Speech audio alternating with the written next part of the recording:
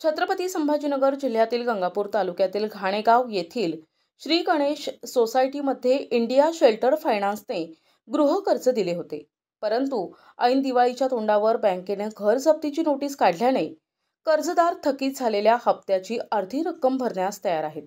तरीही बँकेने सहकार्य करावे अशी विनंती कर्जधारकांनी केली आहे। यावेळी घाणेगाव येथील श्री गणेश सोसायटीमधील शोभा सोनवणे, गणेश सोनवणे, लक्ष्मण सोनवणे यांनी मीडियाच्या माध्यमातून आपली व्यथा मांडली आहे। त्यांनी सांगितले की आम्ही इंडिया शेल्टर फायनान्सकडून गृहकर्ज घेतले, परंतु मागील काळामध्ये आमचे वडील आजारी पडल्यामुळे कर्जाचे काही हप्ते थकीत झाले। आम्ही बँकेला हप्ते भरून टाकण्याची विनंती केली होती। बँकेने आम्हाला नोटीस पाठविल्यानंतर आम्ही बँकेशी संपर्क साधला आणि थकलेल्या हप्त्यांची अर्धी रक्कम घेऊन बँकेत गेलो असता बँक मॅनेजरने ती रक्कम भरण्यास नकार दिला आणि घर जप्तीची नोटीस पाठवली।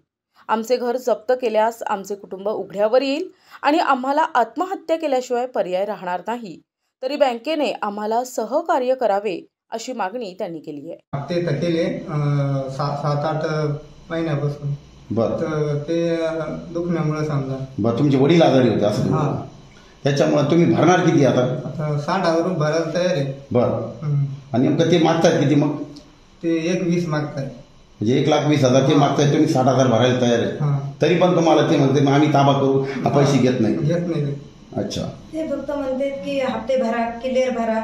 आम्ही अर्धे दुखण्यामुळे आजारी, सासरे आमचे आजारी आहे, त्याच्यामुळे नाही झालं आमच्याकडून 2-6 महिने भरणं।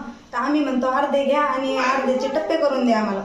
ते ऐकून नाही राहिले, ते म्हणते की पूर्ण तुम्हाला खाली करावं लागेल घर, धमकी देते रव समजा प्रत्येक वेळेस त्यांनी धमकी देते की तुम्ही घर खाली करा। मग तुम्ही अर्धे पैसे भरायला तरी पण तयार आहे, तरी पण म्हणतात कधी? प्रतिनिधी रमेश नेटके, NTV न्यूज मराठी, छत्रपती संभाजीनगर।